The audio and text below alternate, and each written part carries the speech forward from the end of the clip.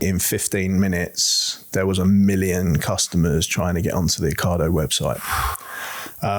Pretty crazy times. Suddenly you get a phone call from the CEO, managing directors going, we're going to have to start thinking about exactly what we do and how we do this, because the operating model that Fetch had included Ocado. So if West London are going to stop getting their fizzy water and their San Pellegrino, then they want to be damn sure that they're putting the right products out there to their customers. So very interesting times. No, it was insanity. It feels like a lifetime ago now, doesn't it? Almost, to be honest. It's yeah. I mean, for me personally, retail is pretty hard work, and certainly coming from supplying to retail, the initial instance, getting used to that was a real challenge, but quite an interesting time. Stood in your back garden on the phone to a supplier, and the supplier saying, well, we can't do any business right now. I'm furloughed and I've been watching 10 episodes of Netflix, and I'm thinking Tiger King. yeah. And I'm thinking, Jesus, I started at 4:30 this morning and didn't finish till 11 o'clock last night. So it was pretty challenging times, but hey, glad to have a job at the time, and there certainly wasn't a day where you didn't have work to do. Yeah.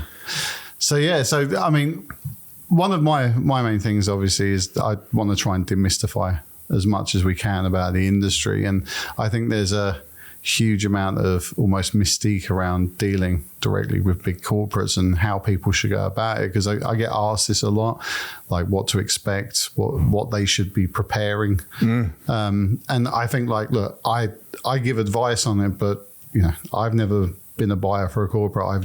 I know what works for me. Yeah. And look, sometimes it does work, sometimes it doesn't, so but what I'd really like is just for you to give me the laydown. So when you were head buyer for Fetch, I mean, that's a massive account for a pet company to get. What was it? What was your criteria? How did people get in touch with you? What would they expect during the process? Yeah, I mean, I'd like to come at it a couple of angles, and I'm a great believer in demystifying it. The reason that I sort of start with one angle is because previous to being a buyer, I was an account manager.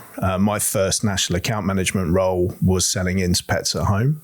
And this was when Pets at Home had just sort of reached 400 stores, clearly not the size they are today, but nonetheless, they had a big, shiny head office, and they had buyers coming in from Tesco and Asda and stuff. So, actually I've sat on both sides of the table, and I mean, Pets at Home were pretty good, but when I was working for another company coming into Tesco, sometimes I'd walk away. I didn't have a clue what the buyer wanted. I'm not sure I got my message away. I'm not sure what we agreed. And by the end of it, I was like, crikey, I'm not entirely sure that what they want now is the same as before. And that obviously plays a load on your ego. So if you're selling and you've been in that position, or people watching the podcast are, I'd take a situation where, I've put a proposal together. The buyer thinks it's shit. I take the information back. My manager and his boss think, well, that's a load of rubbish. And then I go home having put all this effort in and been away for a couple of days. And my wife says, well, you're shit. You haven't been looking after the kids for the last few days. So you can imagine sort of how, that starts playing on your ego and how everything gets more and more important. And buyers will play into that. I had an example, again, national terms with Pets at Home. We'll have you in a meeting at 4:30 on a Friday afternoon. Now, Manchester, Cheshire is where their head office is. I'm living in Hertfordshire. Nobody wants to be on the roads at 6 p.m. on a Friday evening, particularly between Manchester and London. And I've travelled up to Manchester. I get there. I'm in the hotel nearby grabbing a coffee before I head in. 4 o'clock. I'm sorry, the buyer's been off sick today. Can you come back Monday? Now, you could have told me that at 9 a.m. in the morning when you knew they were off sick, or, it's just a tactic, and, gritted teeth. That's okay. What time would you like me back Monday morning? Can you make it 9 o'clock? 9 a.m., obviously, not 9 p.m. So travel back 3.5, 4 hours back to home, and then 4 a.m. start on Monday morning to be there fresh, ready to go. You cannot let the buyer control the situation in that situation. And we were talking good money then. We were talking multi-million pounds worth of sales. So these are tactics that buyers will employ. And clearly, the whole purpose of the buyer versus the account manager or the commercial representative, what we mustn't forget, the first protection is what is your margin and what's your cash. And it's your jobs. And basically, I would describe myself as a national account manager as basically I'm a stab vest.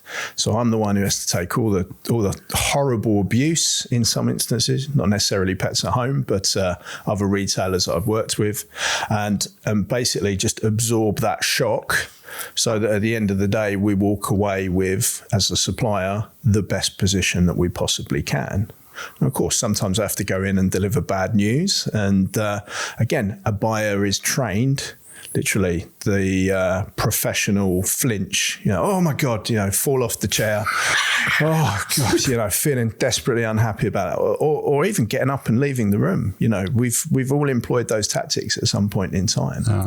And so that's the commercial sort of antagonism that's going on. Build on your question, then the second facet is, how did that inform me as a buyer? Well, the first thing I learned as a buyer was buyers are so busy. By being that external facet to their organisation, you've got to deal with a supplier. And if you imagine, and you're listening now or watching now, you've got so many stakeholders that you deal with in your business or your life. Well, as a buyer, let's say I'm the dog food buyer at Pets at Home or Jolly's or somewhere else like that, I might be dealing with 15, 20 brands, perhaps. Yeah. Pets at Home, probably 30, maybe 40. I have to have a relationship and a contact point with every one of those companies. And so actually, if you imagine that in your own organisation, that's a lot of work before you've even started dealing with people in your own organisation.